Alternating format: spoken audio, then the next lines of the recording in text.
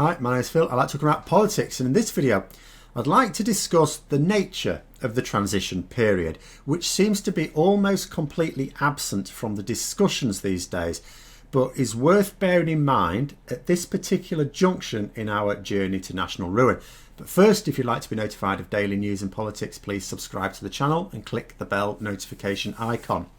So, little reminder of a few things that seem to have slipped people's memories. When the transition period was first conceived, distant memory now, it was going to end on the 31st of December 2020. No change there, that's the same now. However, it was due to begin on March the 30th, 2019. However, because Theresa May's government could not get the withdrawal agreement through Parliament, we ended up with that transition period beginning much later on, February the 1st, 2020. But they didn't keep the transition period the same size.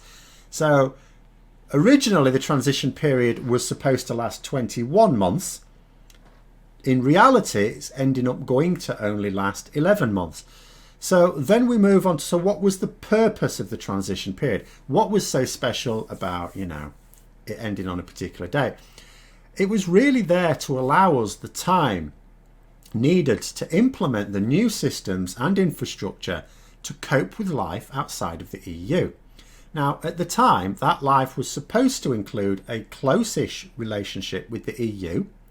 It wasn't even supposed to be outside the single market. It's supposed to be outside the EU, but not outside the single market. Now that relationship is set to be a distant one, a very, very distant one, outside of the single market. So how do you carry out 21 months of planned implementation of new infrastructure and systems in just 11 months? Well, you'd have to do everything slightly more than twice as well. No, a little under, twice as quickly. About twice as quickly, wouldn't you? You'd have to move at a fair old pace. Stands to reason. Your progress would have to be faster. So if we look at the basics, what do we need in order... what do we need to do during the transition period? So the first is we have to massively expand our port facilities, because with the necessary checks with life outside the single market specifically, the volume of freight needing those checks increases 100-fold. That's not an arbitrary figure I'm just pulling out, that's the actual figure. We currently check 1%. After the end of this year, without any agreements, that would need to be 100%. 100% subject to checks. Now that hasn't even begun. We haven't even started that. The government know that they need to build physical checkpoints at 3 sites in Northern Ireland for the border with Great Britain, I hasten to add, but they haven't started that yet. They also know that they need to expand at Dover at least, again, not begun. Now, it was interesting to note at the start of this year, civil servants were already saying there isn't enough time in a year to do all this. Well, it's June now. We haven't started it. Second, we need to hire more staff and train them. Now, there's a little bit of movement here because Michael Gove says that the government are recruiting 50,000 bureaucrats for this.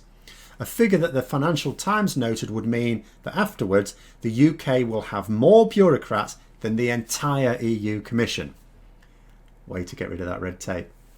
But Gove seems unsure on how many have actually been hired when I watched him anyway a couple of weeks ago answer questions in a select committee of MPs. And, however many there are, they can't possibly have been trained yet because the systems that they will need to be trained in don't yet exist. 3, talking about systems, we need new systems, including an IT system, in order to be able to deal with all this extra administration.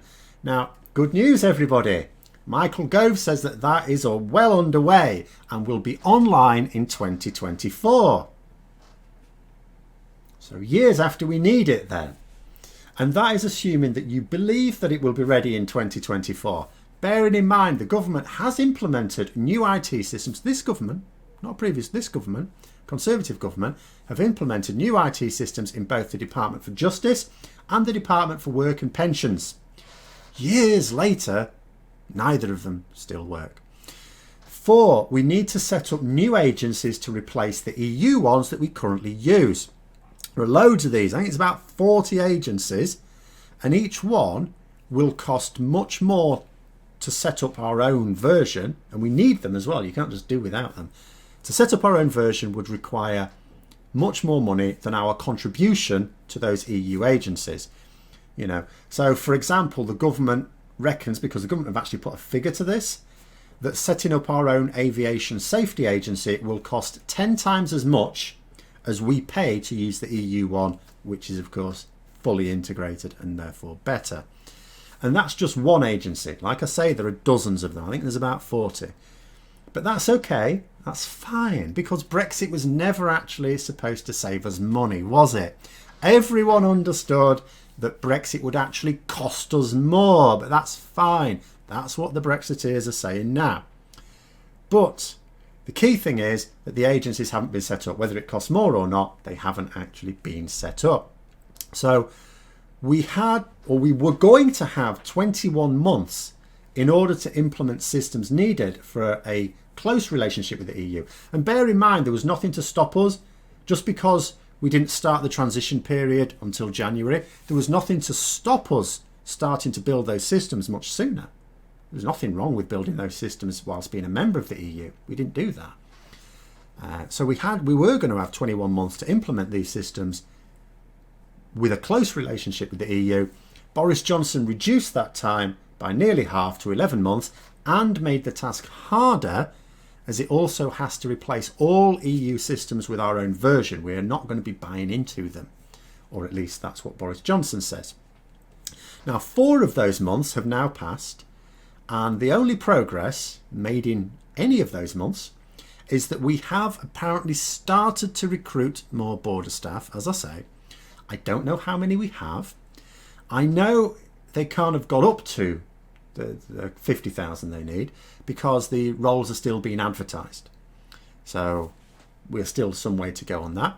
And that's it.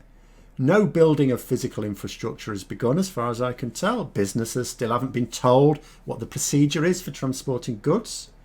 And those businesses are the ones who will be receiving the goods, sending the goods, as well as the hauliers in between. No IT system planned for any time soon. No new agencies have been set up yet, much less all of them. And of course, when you do set up this new agency, it's going to need bedding in. So I can't leave that till the last minute. Can you imagine not having an aviation safety agency set up and bedded in time? It's just as well we can't fly anywhere at the moment, isn't it? Or we daren't. And we have 7 months left. A third of the original amount of time that we were originally going to have to implement systems, and we haven't even started yet, let alone proceeded at a faster pace necessary to achieve it all on time. And, and it just seems to me that a lot of people talking about Brexit and actually wanting to engage properly have lost sight of what the transition period is even about. It's discussed far too often, and this is also important, but it's just discussed solely, it seems to me, as the time needed to agree a trade deal. It's all about the negotiations, the trade deal. Even then, it's woefully inadequate. You don't agree a comprehensive trade deal within such a short time. It's never been done before, anything close. But when the transition period was first being agreed, there was no suggestion that that's what it was going to be used for. But that's what it's become. And it's possible that this is the reason why not enough people are worried about it. Because, if you tell people that the transition period is for building ports, hiring and training staff, setting up new agencies from scratch, people might realise that actually it's not going very well. We're 4 months in and we haven't got anywhere with those preparations. We're not going to do it. People might then be a bit anxious. But when you let people think that actually the transition period is for the negotiations, well, then people might imagine that it's all just political fun and games, with the real progress to be made in the final few weeks. In other words, both sides are just playing chicken, sticking to their guns, and then at the last minute they'll all make the agreements that they always seem to make at the last minute. Then it'll all work out all right in the end. No, it won't. It really won't. And part of that is because, first of all, I don't think the deal will just sort itself out. But part of that is, let's say we did agree a comprehensive trade deal at the end of this year, which we won't, but let's just say, let's go with it. It needs implementing. We still need those systems in place. We still need that physical infrastructure. We still need those staff. We still need those systems. Still need those agencies. We still need all of that. and we're not developing them, so they cannot be ready in time. And you know, the negotiations are important, even if you don't really believe Boris Johnson wants a deal, which I don't. I still think the negotiations are important, but are ultimately going to be fruitless. And more on the preparations is what we should be focusing on, that we are uniquely failing to follow through, that are absolutely needed by the end of the year, come what may. We need those systems in place, come what may, unless we extend the transition period. But we don't look like we're going to do that. So there it is. That's my thoughts on the subject. Let me know yours in the comments below. Hope you found the video interesting. If you did, don't forget to click the like button. And if you'd like to support the channel further, then please also click the Patreon link for details. And until next time, I'll see you later.